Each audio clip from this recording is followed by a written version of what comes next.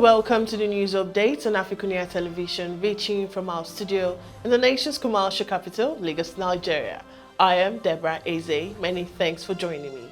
We begin from Nigeria. Presidential candidates of the People's Democratic Party, Atiku Abubakar, and the Labour Party, Peter Obi, on Monday flagged the federal government over the insecurity and economic crisis confronting the nation, stating that Nigeria possessed all the negative indices that qualified it as a failed state. The two candidates unanimously agreed that 2023 is Nigeria's decisive year, noting that the election is critical to the country's existence.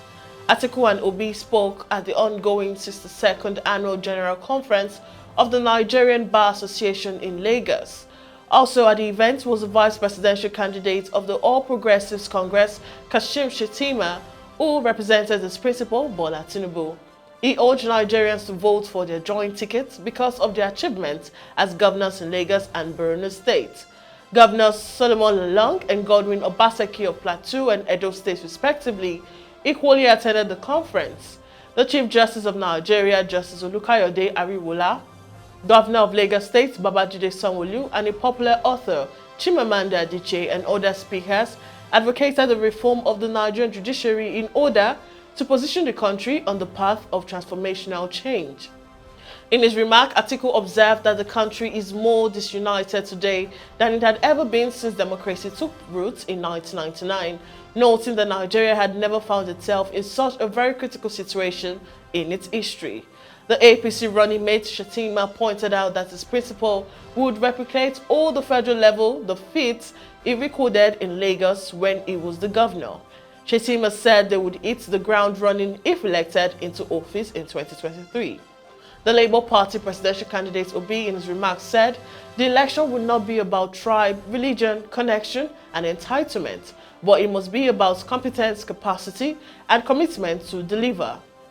Obi said that Nigeria needs urgent transition from being a highly insecure country to a secured one and from a disunited country to a united one. Meanwhile, efforts to get reaction from the National Publicity Secretary of the APC, Felix Moka, to Atiku and Obi's statement failed as he did not respond to calls, but the Director General of Asiwaju Tinubu Shettima Coalition for Good Governance, Adebayo Shitu, expressed optimism that the allegations won't prevent his principal from winning the 2023 presidential election. And now moving on, the Nigerian Air Force jet under the air component of Operation Andinkai yesterday bombarded terrorist hideouts in Sambisa forest and the bombs in Borno State, killing a number of hoodlums.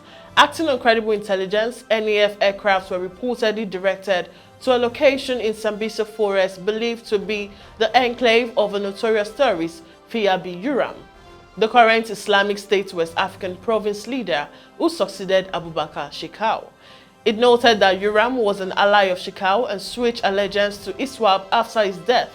On arrival at the location, the soldiers observed activities, hence air bombardments were carried out on the location. After successful strikes on the location, many terrorists were reportedly killed, though it remained unclear if Iran was among the casualties, and similar airstrikes were also undertaken in the Tunbons near Lake Chad after suspicious activities were observed in the area, believed to be terrorist training camp. The targets went up in flames after the airstrike. There was pandemonium at the location as surviving terrorists took over on the nearby trees, which were later struck by the aircraft. Away from Nigeria, at least 43 people have died in the huge fires that have ravaged forests and urban areas of northeastern Algeria in recent days, according to a new report by the National Grenadier Mayor on Monday. Now, a quoted by Algerian radio also announced the arrest of 13 people suspected of being involved in the arson attack, which also left nearly 200 people injured, many of them with serious burns.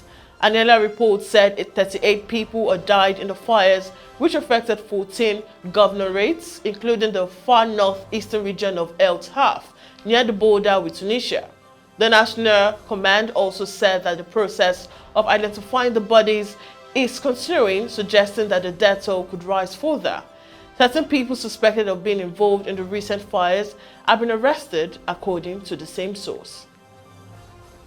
Meanwhile, Somalia's Prime Minister has pledged that the government will be held accountable for the deadly Mogadishu hotel siege by the al-Shabaab jihadists whom he branded children of hell. Hamza Abdi-Bare also called on Somalis to unite in the fight against the Al-Qaeda-linked group, which has been waging a bloody insurgency in the nation for more than 15 years. The radical Islamic shebab attack on a Mogadishu hotel at the weekend that left at least 21 people dead and 117 injured. There is only one choice here: either we allow the shebabs, that is, the children of hell, to live, or we leave. We cannot live together if their intention is to deter the courage of the Somali people who have decided to fight them. It will never happen, and the fight against them has already started in many places, he stated. Still on the African scene, Kenya's defeated presidential candidate, Raila Odinga, filed a petition to the country's top court on Monday, challenging the outcome of the August 9th election in what he called a fight for democracy and good governance. Odinga, a veteran opposition leader who ran with the backing of President Uhuru Kenyatta and the ruling party, has rejected the outcome of the poll that delivered victory to his rival William Ruto, branding it a travesty. The 77-year-old politician lost his fifth bid for the presidency by a narrow margin of around 230,000 votes, less than 2 percentage points. Hundreds of supporters cheered as dozens of boxes of evidence were unloaded from a truck outside the Supreme Court. We have enough evidence that is with us who won the election. We didn't have an election we can be proud of, Odinga told a press conference after filing the case. The outcome of the poll represented a continuing struggle, fighting the forces for democracy and good governance against the corruption cartel that will stop at nothing to take control of government, he said, without giving specific details. We now go on a short break, and when we come back, it's updates making the rounds on the foreign scene. Stay with me.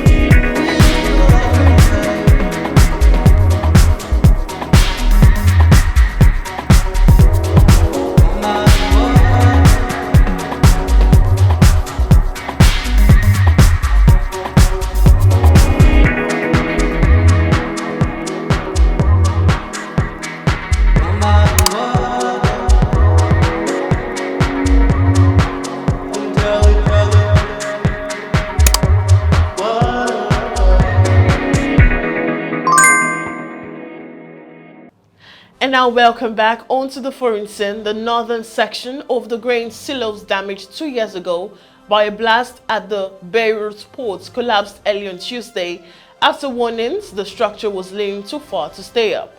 The crash sent a cloud of brown-gray dust billowing over the waterfront. There were no immediate reports of injuries, as the huge explosion at the port on August 4, 2022 killed more than 220 people and gutted the northern section of the grain silos, leaving wheat and corn spilling out in the sun. On Sunday, the health ministry said dust samples from around the port showed that the air contained high amounts of common mold, which would not be dangerous unless inhaled in large quantities over a long period of time. And now moving on, the southwestern Chinese region of Chongqing and Sichuan were battling fires on Tuesday as they awaited a long-anticipated decline from extremely high temperatures and a period of rainfall set to begin over the next week. State forecasters said China's heatwave, which has lasted more than 2 months, was about to hit a turning point, with a cold front looming from the west and a typhoon approaching in the southeast. Though China remains on a heat red alert for 12th day, temperatures are expected to fall in parts of central China by Wednesday, and in Sichuan and Chongqing from August 29th, the National Meteorological Center said on its official Weibo channel. Authorities also raised a fire red alert late on Tuesday, warning that the situation was extremely dangerous in the forest areas of central and southern Chongqing and eastern Sichuan, the official China news service reported. The ministry said it had dispatched more than 2,800 state-level firefighters to help contain the situation. Still on the foreign scene, about 2,000 anti-government demonstrators gathered outside New Zealand Parliament on Tuesday to vent their frustration on a range of issues nearly 6 months after protesters were forcibly removed from the grounds of the legislature.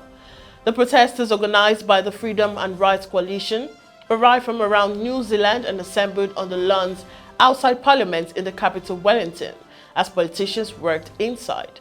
People, some with placards calling for freedom, were protesting over a range of issues including tighter environmental regulations for farmers, a government bid to take over regionally owned water assets, and now largely removed COVID-19 restrictions.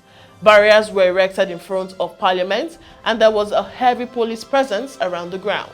Police in March ended an anti-vaccine protest that disrupted the capital for 3 weeks, dismantling an encampment in the same location, towing away vehicles and arresting dozens. We now head to the sports scene, and unrecognizable Manchester United performers of class and intensity saw goals from Jadon Sancho and Marcus Rashford earn a deserved 2-1 win over Liverpool at Old Trafford. United had endured a week of intense criticism after their 4-0 hammering at Brentford last weekend, but responded in style to leapfrog Jurgen Klopp's side and earn a first league win over their bitter rivals since March 2018 and Erik ten Hag's first as United manager. Manchester United's next assignment is a trip to Southampton on Saturday. Erik ten Hag's side then traveled to Leicester City on September 1st before hosting Arsenal 3 days later. Liverpool now face 2 home games, first against Bournemouth this Saturday, kickoff by 3 p.m, then against Newcastle the following Wednesday, kickoff 8 p.m. Focus will then turn to Merseyside derby against Everton in the Saturday kickoff on September 3rd. And finally, Chelsea are hopeful of signing Everton winger Anthony Gordon this week and are also in talks with AC Milan for Rafael Leao, according to reports. Now, Chelsea have had multiple offers for Gordon rejected by Everton, who were demanding at least £50 million for the 21-year-old. Tottenham and Newcastle United are also interested in Gordon, but according to the Times, Chelsea are now confident that an agreement with Everton can be reached this week. The report claims that Thomas Tuchel has earmarked Gordon as a player who would improve his attacking option. And that concludes the news update on AFRICUNIA television. Do follow all our social media platforms displaying on your screen to stay connected and updated with news and other programs. Subscribe to our YouTube channel, and you can also link us up on www.africunia.tv. Once again, I am Deborah Ezeh. Bye for now.